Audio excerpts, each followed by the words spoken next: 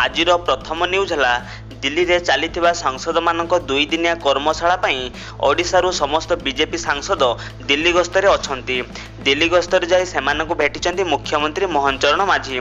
सांसद माने किभली केंद्र सरकार माध्यम राज्य पई विभिन्न कार्यक्रम करिवे से नै आलोचना होइथिला। परवर्ती न्यूज है प्रधानमंत्री नरेंद्र मोदी इजराइल नागरिक मानक उपरे होइथिबा आतंकवादी आक्रमण घटनार तीव्र निंदा करिसेंती।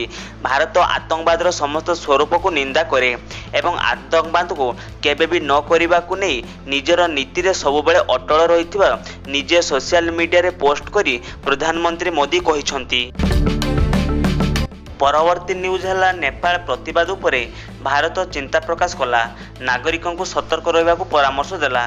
मंगलवार दिन वैदेशिक मंत्रालय MIA कही जे हिंसात्मक प्रतिवाद रे अनेक युवकों मृत्यु एवं अनेक आहत होगा पर यह नेपाल परिस्थिति उपरे कड़ा नजर रखिछि।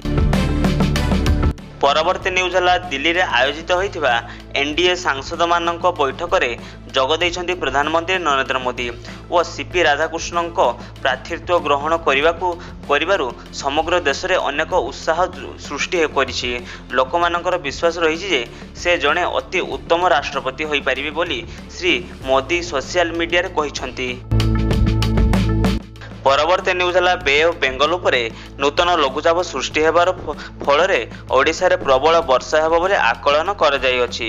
भारतीय पाणीपाग विभाग IMD अनुसार सेप्टेम्बर 13-14 पाखापाखि केंद्रीय एवं उत्तर बंगोपसागर रे एक नूतन लघुचाप सृष्टि होबार संभावना रही, जहा फल प्रबल वर्षा होबार आकलन कर जाउअछि।